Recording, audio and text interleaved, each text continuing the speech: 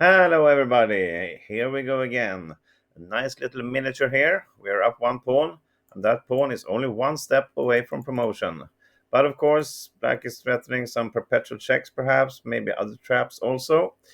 So you have to be careful in which move to choose. Now you can pause the video, think about this, see if you can solve how white can move and win this. And when you return, of course, we'll go through everything together. Go ahead. And welcome back. All right, did you find it? Well, let's look at this. Obviously, if we're doing something with the queen, like check, that will simply grab our pawn here, and we don't have anything more than a draw coming from this. Moving the queen somewhere to get some tempo is just totally pointless also. Black will check and get the pawn.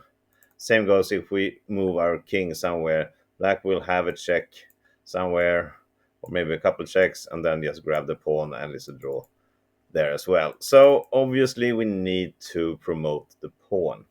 And for those of you like the same with me as me, thinking that we should promote this to a queen and calculating for a long time, and yes, we can't find anything for black here.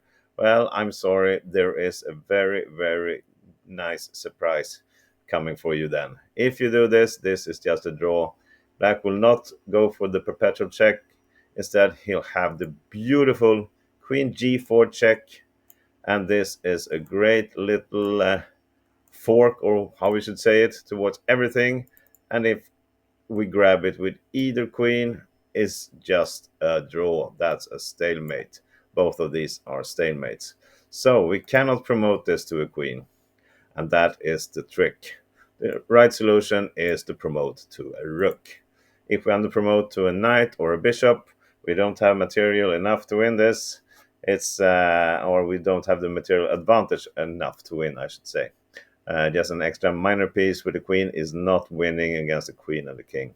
So we need a bigger, stronger rook, and now we're winning. And from here, it's just technique. We should aim for getting the king down to the 7th or 8th rank. Let's look at some typical moves. What can happen? Something like this. Back at another check. There are some traps here also. If we try to do something like this, we fall for this trap, which is a check, and we lose our rook, and that is just a draw. And the same goes if we try to get into the A file. Black will check first, and then go back to B3 and grab our rook up here and save a draw. But if we are careful enough,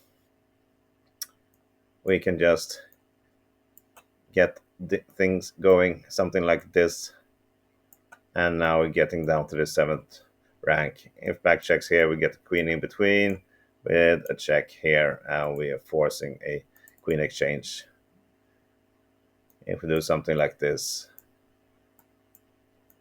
get the queen in between.